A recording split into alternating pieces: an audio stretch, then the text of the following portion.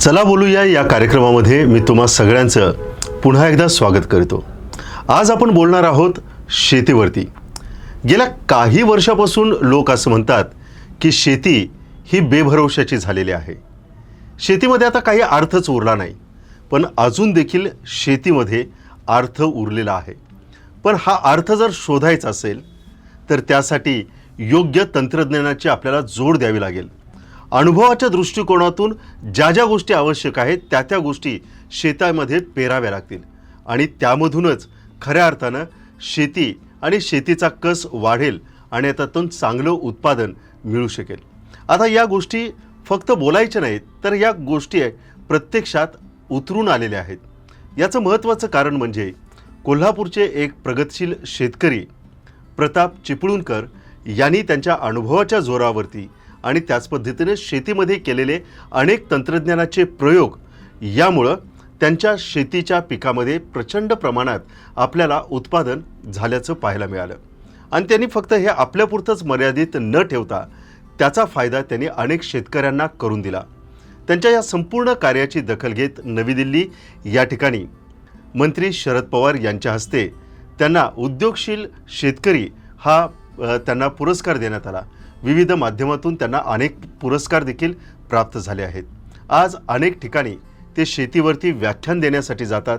हजारो शेतकरी त्यांचं व्याख्यान ऐकत राहतात आणि त्यानंतर त्यांच्या वाणीतून आलेल्या गोष्टींचा उपयोग आपल्या शेतीसाठी करतात। त्याच पद्धतीनं साहित्याच्या दृष्टिकोनातून त्यांनी 7 पुस्तकं आणि 7 पुस्तिका शेतीवरती लिहिल्या। त्याच्या अनेक भाषेमध्ये भाषांतरित झालेत आणि या सगळ्या पुस्तकांचा खजिना म्हणजे शेतकऱ्यांसाठी एक मोठी पर्वणी ठरलेली आहे।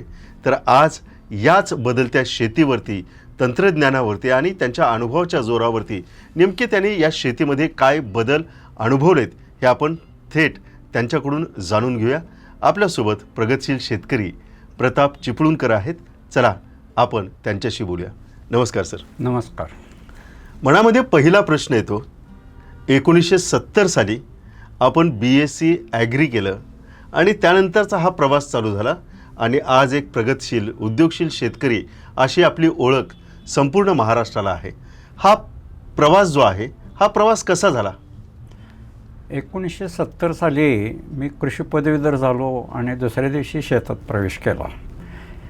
कॉलेजमध्ये प्रवेश करण्याच्या पूर्वी शेती करायची ठरली असल्यामुळं दुसरं काही नोकरी वगैरे पाहण्याचा प्रश्न नव्हता।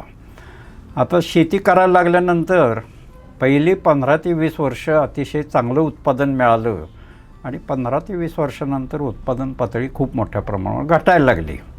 आता या उत्पादन सगळं तेच असताना उत्पादन नेमकं का घटते याचा शोध घेण्याचा ज्यावेळेला प्रयत्न केला त्यावेळेला असं लक्षात आलं की जमिनीमध्ये डोळ्याला न दिसणारे सूक्ष्मजीव असतात आणि ते सूक्ष्मजीव पिकाचं अन्नपोषण करण्याच्या कामामध्ये काम करतात। त्या सूक्ष्मजीवांना लागणारा सेंद्रिय कर्ब जो आहे तो पूर्वीसारखा आता उपलब्ध नसल्यामुळं जमिनीमध्ये सेंद्रिय कर्बाची पातळी कमी झाली असल्यामुळं आपली उत्पादन पातळी घटते आहे आणि मग ही उत्पादन पातळी पूर्वपदावर आली तर परत आपल्याला पूर्वीसारखं उत्पादन मिळेल ह्या अपेक्षेनं ह्या सूक्ष्मजीवांच्या आधारित एक विज्ञान शाखा आहे, त्या शाखेचा मी अभ्यास केला। त्या शाखेनं मला शेतीत अनेक नवीन गोष्टी शिकवल्या। ती पहिली गोष्ट अशी आहे की आजपर्यंत जमिनीची सुपीकता टिकवून ठेवण्यासाठी आपण पारंपरिक पद्धतीमध्ये शेणखत कंपोस्टचा वापर करतो आणि चांगलं कुजलेलं शेणखत वापरणे ही आपली पारंपरिक पद्धत। या शास्त्रानं मला शिकवलं की जमिनीच्या बाहेर कुजवण्याची क्रिया न करता सेंद्रिय खताचा कारखाना थेट जमिनीतच चालू केला पाहिजे आणि जमिनीतच सेंद्रिय खत तयार झालं पाहिजे। ही कुजण्याची क्रिया जमिनीबाहेर करणं चुकीचं आहे। आता हे ज्या वेळेला त्यांनी शिकवलं त्यावेळेला आणखी एक त्यांनी मंत्र दिला की ही कुजण्याची क्रिया जमिनीत दीर्घकाळपर्यंत चालू ठेवली पाहिजे। आता हे 2 सूक्ष्मजीव शास्त्रानं शिकवलेले नियम शेतीमध्ये कसे अवलंबायचे याच्यावर ज्या वेळेला चिंतन केलं त्यावेळेला पहिलं लक्षात आलं की जागेला कुजणारा पदार्थ आपल्याला आपल्या जमिनीला पूर्णपणे प्रत्येक पिकाला प्रत्येक वर्षी दिला पाहिजे आणि तो कुठनं आणायचा याच्यावर ज्या वेळेला चिंतन केलं त्यावेळेला पहिली गोष्ट अशी लक्षात आली की बाजारातून विकत आणून जर टाकायचं ठरवलं तर ही गोष्ट आपल्याला कधीच शक्य होणार नाही आहे. मग ज्या ठिकाणी तो वापरायचा आहे त्या ठिकाणीच तो फुकटात मिळाला तरच आपण प्रत्येक जमिनीच्या तुकड्याला हे टाकू शकू आणि जमीन परत पूर्वीसारखी सुपीक करू शकू. आता हा फुकटात मिळवायचा मार्ग कुठला, हा शोधयात्रेमध्ये मागल्या पिकाचे जमिनीखालचे जे अवशेष आहेत तेच पुढच्या पिकासाठी सेंद्रिय खत असा नवीन एक प्रकार मी अवलंबायचा प्रयत्न केला. आणि त्यातून मला असं लक्षात आलं की माझं ऊस हे मुख्य पीक आहे. त्या ऊस पिकाचे जमिनीखालचे अवशेष जर साधारणपणे आपण ऊसाची लावण करतो, खोडवं केळतो आणि तिसऱ्या वर्षी फेरपालटसाठी मशागत करतो. त्या मशागत करून ते अवशेष नष्ट करण्याच्या ऐवजी ते अवशेष आहे तसेच ठेवायचे, ते अवशेष तणनाशकानं मारायचे आणि पुढच्या पिकाच्या कालावधीमध्ये ते कुजत ठेवायचे. दररोज त्यापासून खत तयार होतं आणि ते पुढच्या पिकाला वापरता येतं. असा ज्यावेळेला मी फरक त्या ठिकाणी प्रयोग केला त्यावेळेला पहिल्याच वर्षी मला ऊसाचं उत्पादन 50% जास्त मिळालं. इतर अनेक उत्पादनं घटायचं हा आज सगळीकडेच प्रकार आहे आणि या प्रकारामध्ये शेतकऱ्याचे खूप मोठ्या प्रमाणावर पैसे खर्च होतात. मागल्या पिकाचे अवशेष कुठलेही पीक तुम्ही जेव्हा घेतलं तर मागल्या पिकाचे अवशेष जमिनीत राहतात आणि त्या अवशेषाच्या जीवावर आपल्याला जमीन पूर्वपदावर आणता येते. हा एक नवीन आपल्याला उपक्रम त्या ठिकाणी राबवता आला. आता हा पहिल्यांदा मागल्या पिकाच्या अवशेषावर आम्ही खत केलं, पण ते एकाच पिकापासून तयार होत होतं. याला इंग्रजी भाषेमध्ये मोनोकल्चर म्हणतात. यापेक्षा जास्तीत जास्त वनस्पतीपासून जर ते खत तयार झालं तर ते आणखी जास्त सुलभ होईल. मग ह्यातला सगळ्यात चिंतन केल्यावर मार्ग असा दिसला की रानामध्ये जे आपोआप तणं उगवतात त्या तणापासून जर आपण खत करायला शिकलो तर आणखी या मागल्या पिकाच्या अवशेषाला जोडून ह्याचं खत मिळेल. आता या खतामध्ये 2 प्रकार आहेत. मागल्या पिकाच्या अवशेषापासून मिळणारं खत हे स्थिर स्वरूपाचं सेंद्रिय खत जमिनीला मिळतो आणि दररोज वापरायसाठी संपून जाणारा सेंद्रिय कर्मही जमिनीला द्यायला पाहिजे. मग हा कुठनं आणायचा, ह्याच्यातनं मला तणापासून खत केलं तर संपणारा सेंद्रिय कर्म आणि अवशेषापासून खत केलं तर तो जमिनीत कायमस्वरूपी टिकून राहणारा सेंद्रिय कर्म, असे दोन्ही सेंद्रिय कर्म मिळाले तर जमिनीमध्ये उत्तम प्रकारचं सेंद्रिय खत व्यवस्थापन अगदी अत्यंत कमी पैशात होईल. प्रत्येक वर्षी प्रत्येक जमिनीला भरपूर सेंद्रिय खत मिळेल आणि आपल्याला उत्पादनही चांगले मिळेल असं यातून लक्षात आलं. सर, याच्यावरतीच आपण एक पुस्तक लिहिलं, तण हेच धन, की ज्याचा फायदा अनेक शेतकऱ्यांना झाला. त्याच पद्धतीचं आणखी एक पुस्तक आपल्या साहित्यामधलं एक पुस्तक ज्याला शेतकऱ्यांनी उदंड असा प्रतिसाद दिला ते म्हणजे नांगरणी शिवाय शेती. कारण पारंपरिक रीतीनं सर्वांच्या डोक्यामध्ये एकच आहे की जोपर्यंत आपण नांगरत नाही तोपर्यंत पीक चांगलं येऊ शकत नाही. पण अगदी त्याच्या विरोधाभास तुम्ही एक मांडणी केली की नांगरणीशिवाय शेती हे नेमकं काय आणि याचा फायदा खरंच कशा पद्धतीनं झाला. हां, आता नांगरणीशिवाय शेती हे माझं एक पुस्तक आहे. मागल्या पिकाचे जमिनीखालचे अवशेष हेच पुढच्या पिकासाठी सेंद्रिय खत असं ज्या वेळेला आम्ही वापरलं त्यावेळेला हे नेमकं कसं वापरता येईल. ऊस पिकाचे अवशेष परत परत फुटत राहतात आणि ते परत परत असे फुटत राहिले तर आपल्याला पुढचं पीक घेता येणार नाही. आणि मग नांगरणीचा मूळ उद्देशच असा आहे की मागल्या पिकाचे अवशेष नष्ट करून जावेत, ते परत परत जगू नयेत, ह्यासाठीच आजपर्यंत आपण नांगरत होतो.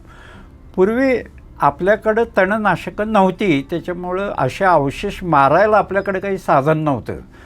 आता आपल्याकडं तणनाशकं आलीत, ऊसासारख्या पिकाचे अवशेष आपण मारून टाकतो. आणि दुसरी गोष्ट अशी लक्षात आली की हे समजा आपण नांगरून जर अवशेष मारले तर पुढचं आपलं जे भात पीक आहे ते भात पीक घेताना अनेक कामामध्ये अडथळे निर्माण होतील आणि मग ते आपल्याला भात पीक व्यवस्थित घेता येणार नाही. मग अवशेष कुजवायचे आणि भात पण व्यवस्थित घ्यायचं, हे दोन्ही गोष्टी व्यवस्थित व्हाव्यात यासाठी आमच्या डोक्यात असं आलं की मागल्या पिकाचे जे अवशेष आहेत त्याला कुठलाही जखम न करता, कुठलाही धक्का न लावता फक्त आहे त्याच अवस्थेत आपण मारायचे. मग आहे त्या अवस्थेत मारून जमिनीची कुठलीही हलवालवी न करता पुढली पिकं घ्यायची.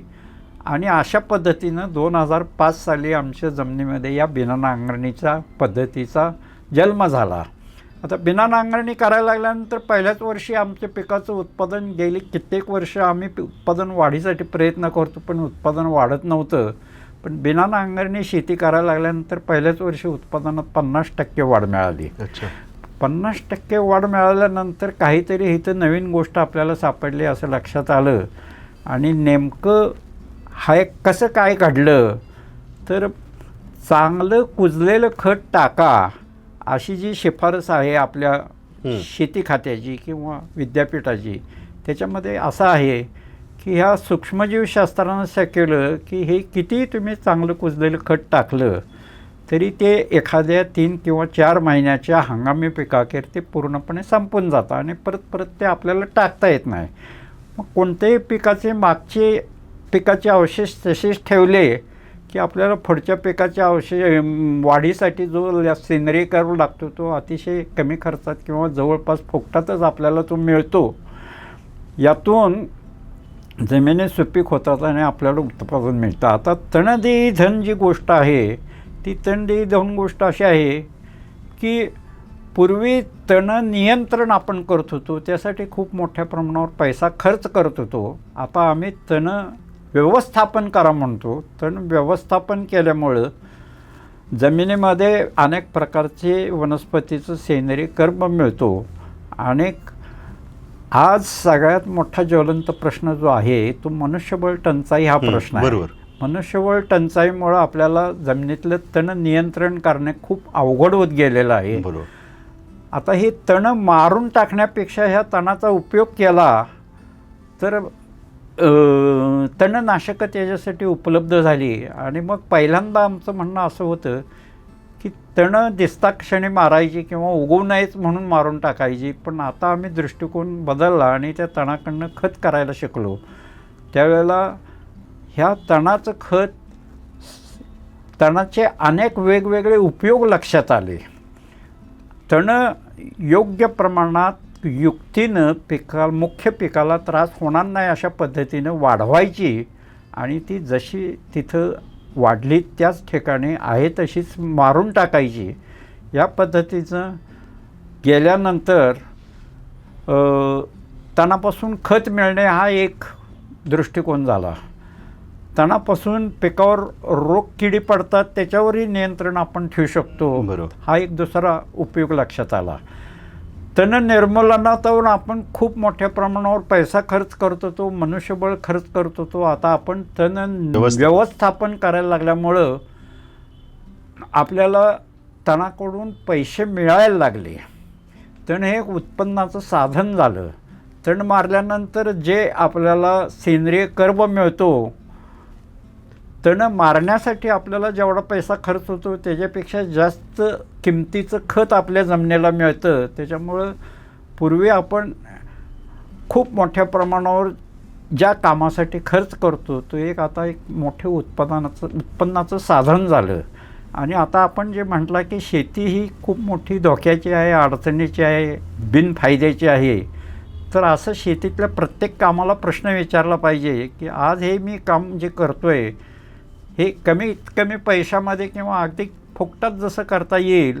तर असा प्रत्येक कामाला आम्ही प्रश्न विचारला आणि प्रत्येक कामाची कमीत कमी खर्चाची उत्तरं आम्हाला सापडत गेली.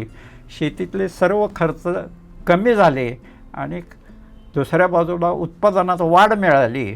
आणि शेवटचा गोष्ट म्हणजे पारंपरिक पद्धतीमध्ये जमिनीची सुपीकता सालोसाल कमी होत होती. या पद्धतीमध्ये तुमचा काहीही खर्च न करता सालोसाल जमिनीची सुपीकता आपोआप वाढत जाते आहे. त्याच्यामुळं शेतीला शाश्वतता येते आहे, शेतकरी सुखी होते.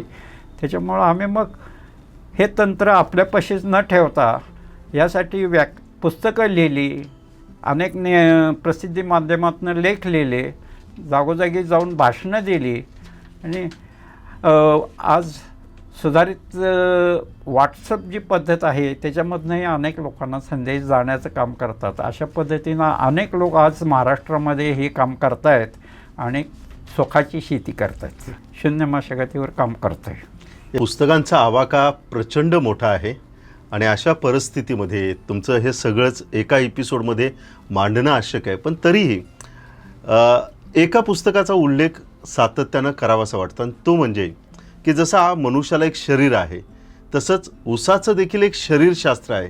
हा एक मुद्दा, ही एक गोष्ट आपण शेतकऱ्यांच्या पुढं मांडली आणि हा एक नवीनच विचार सगळ्यांच्या समोर आला. हे नेमकं ऊसाचं शरीरशास्त्र काय आहे?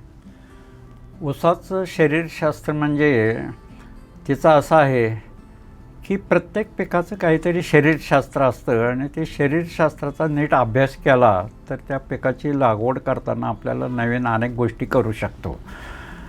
आज ऊस शेतीमध्ये पहिली गोष्टीचा असा विचार केला तर शेतकऱ्याला टन किती पिकले ह्याच्यावर ऊसात पैसे मिळतात. दर हा टनावर मिळतो. त्याच्यामुळे शेतकरी जास्तीत जास्त टन कसे मिळतील ह्याच्या पाठीमागं धावतो. बरोबर. परंतु ऊस शेतीचं करण्यापाठीमागं मूळ उद्देश काय आहे तर साखर किंवा गूळ निर्माण करणे हे आपलं मूळ उद्दिष्ट आहे. मग ह्या शरीरशास्त्रामध्ये असं शिकवलं गेलं आहे की फक्त टन वाढवत आपण जातो आणि मग साखरेकडे दुर्लक्ष केलं तर मूळ उद्देशच बाजूला राहतो. ज्या वेळेला हे शरीरशास्त्र अभ्यासलं त्यावेळेला या ऊसाचं असं शरीरशास्त्र सांगतं की केव्हाही तुम्ही लावण जरी केली तरी 15 ऑगस्टच्या सुमाराला ऊसाची शाखीय वाढ थांबते आणि एक नवीन पान तयार होण्याच्या जागी तुरा तयार होतो. आता हा तुरा तयार होण्याच्या पाठीमागे निसर्गानं असं का ऊसाला बंधन घातलं आहे तर तुरा तयार झाल्यानंतर पानामध्ये तयार होणाऱ्या साखरेचा वाढीसाठी कमी वापर केला जातो आणि शिल्लक साखर पेरामध्ये साठवली जाते. आणि हळूहळू ही साठत गेल्यानंतर 2-3 महिन्यानंतर नवीन हंगाम नोव्हेंबरमध्ये ज्यावेळेला सुरू होतो त्यावेळेला त्या ऊसामध्ये साखर साठवली जाते आणि आपल्या कारखान्यामध्ये ऊस तुटून ते साखरेचं उत्पादन सुरू होतं. पण आपण जर हे साखरेच्या उत्पादनाकडे न दुर्लक्ष देता ऊसाच्या टनाच्या पाठीमागं धावत गेलो आणि ऊसाला वरचेवर खताचा हप्ता देत गेलो तर हे पानाऐवजी तुरा येत नाही, ऊसाची वाढ चालू राहते, आपल्याला टन मिळतो. पण साखर उत्पादन जर नाही मिळाली तर फक्त टन काढून काय उपयोग नाही. अशा दृष्टिकोनातून ह्या शरीरशास्त्राचा अभ्यास आहे. आणि मग यासाठी रासायनिक खताचे हप्ते योग्य वेळी योग्य प्रमाणात देऊन योग्य वेळी बंद केले तर ऊसामधून जास्तीत जास्त साखर निर्मिती आपल्याला करता येईल.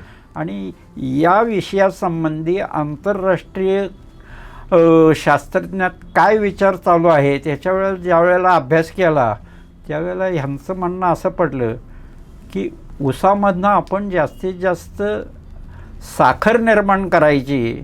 आता आपल्या ठिकाणी मी 1-2च वाक्यात सांगेन ते असं की कमीत कमी ऊस गाळून जास्तीत जास्त साखर निर्माण केली तरच हा धंदा बरोबर शेतकऱ्याला आणि कारखानदारीला दोघांनाही किफायतशीर ठरणार आहे.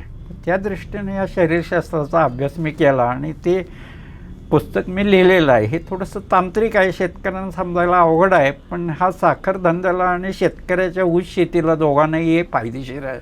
याचा लोकांनी अभ्यास करणं गरजेचं आहे. की शेतीच्या बाबतीमध्ये आम्ही बागायतदार शेती आणि कोरडवाहू शेती असे 2 प्रकार बघतो. बागायतदार शेती त्यांच्या अनुषंगाने एका छताखाली एकत्रित येतात आणि वेगवेगळ्या गोष्टी करत असतात. आपण मात्र कोरडवाहू शेतीसाठी एक तंत्र किंवा एक अभ्यास मांडलेला आहे. तर हा नेमका अभ्यास काय आहे कोरडवाहू शेतीसाठी? आता हे बिना नांगरणे आणि कमी खर्चाची शेती वगैरे ही तंत्र आम्ही पहिल्यांदा आमच्या बागायत शेतीमध्ये विकसित केली. माझ्याकडं जी 10-12 एकर शेती आहे त्याच्यासाठी पाण्याची उत्तम सोय आहे आणि त्यामुळं बागायती शेतीमध्ये मी ह्या सगळ्याचं काम केल्यानंतर विविध शास्त्राचा आणि ह्या शेतीचा अभ्यास करताना मला असं लक्षात आलं की एकूण महाराष्ट्रामध्ये जी शेती आज आहे त्याच्यापैकी फक्त 18% शेती ही बागायती आहे. आणि 82% शेती ही कोरडवाहू आहे.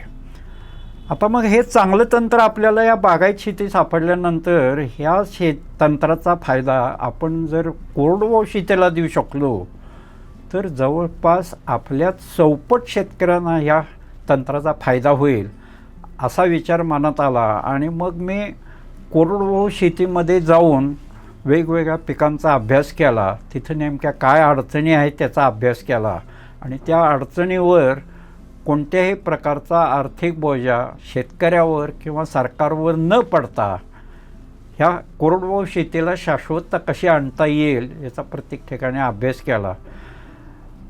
तंत्र दोन्ही ठिकाणी सारखीच आहेत, फक्त मूळ पायाभूत तंत्र एकच असतं. त्याचा कोरडवाहू शेतीमध्ये उपयोजित तंत्र त्याच्याप्रमाणे मी विकसित केली आणि त्या अनेक शेतकऱ्यांना त्याच्यातून फायदा मिळत गेला. त्याच्यामुळं आज महाराष्ट्रातल्या कोरडवाहू शेतीच्या क्षेत्रामध्ये खूप मोठ्या प्रमाणावर शेतकरी याचा अवलंब करत आहेत.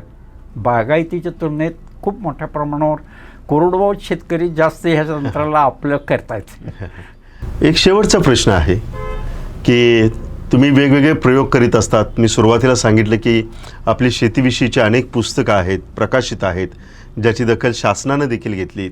अनेक कृषी विद्यापीठामध्ये आपणाला व्याख्यानासाठी बोलवलं जातं. तर ही जी काही पुस्तकं आपण लिहिलेली आहेत, ही पुस्तकं नेमकी कुठं मिळणार आम्हाला शेतकऱ्यांना? ही पुस्तकं तेजस प्रकाशन म्हणून कोल्हापुरात संस्था आहे. रावसाहेब पुजारी हे त्या तेजस प्रकाशनचं काम करतात. त्यांच्याकडे जर चौकशी केली तर आपल्याला ही पुस्तकं ते घरपोच पाठवतात. कृपया त्यांचा फोन नंबर मी या ठिकाणी देतो, त्याची नोंद करून घ्या. 93-229 39-040 असा त्यांचा दूरध्वनीचा क्रमांक आहे. त्या दूरध्वनी क्रमांकावर चौकशी केली तर आपल्याला सर्व पुस्तकं घरपोच मिळू शकतात. खरं म्हणजे तुमच्याकडून हे सगळं ऐकल्यानंतर ऐकत बसावं असं वाटतं, परंतु वेळेचं एक बंधन असल्यामुळं आजचा हा संवाद आपण इथंच थांबवतोय. परंतु प्रेक्षक हो, की जर अनुभवाबरोबर जर आपण तंत्रज्ञानाची जोड दिली आणि शेतीचा पोत नेमका काय आहे, शेतीला कोणत्या गोष्टीची गरज आहे, ज्या पद्धतीनं प्रताप सरांनी सांगितलं की शेतीला प्रश्न विचारावे लागतील. ज्यावेळेस तुम्ही शेतीला प्रश्न विचारता त्यावेळेस त्याची उत्तरं तुम्हाला आपोआप सापडत जातात आणि ज्यावेळेस उत्तरं सापडतात त्यावेळेस त्याच्यामधून उत्पादन वाढीला लागतं आणि त्यासाठीच ते सातत्यानं नवीन प्रयोग करत असतात. आणि हे प्रयोग फक्त करत नाहीत तर त्या प्रयोगामधून त्यांनी यश संपादन केलेलं आहे आणि म्हणूनच या यशाच्या दृष्टिकोनातून त्यांना अनेक ठिकाणी गौरवण्यात आलेलं आहे. सध्या ते वेगवेगळ्या ठिकाणी व्याख्यानं देतात, पण त्याचबरोबर त्यांच्या अनेक शेतीविषयक पुस्तकं आहेत, ती जरूर वाचा. आणि योग्य वेळेमध्ये पुन्हा एकदा आपण प्रताप सरांशी बोलणार आहोत आपल्या पुढच्या भागामध्ये. पण तुर्तास आपण इथंच थांबतोय. आपण या ठिकाणी जे काही ऐकलं त्याचा उपयोग आपल्या शेतीमध्ये निश्चित करा, हा एक तुमच्यासमोर विचार ठेवून आजचा हा कार्यक्रम आपण इथेच थांबवतोय. सर, आपण आलात आणि छान रीतीनं आमच्याशी गप्पा मारलात, त्याबद्दल मी आपले मनापासून आभार मानतो.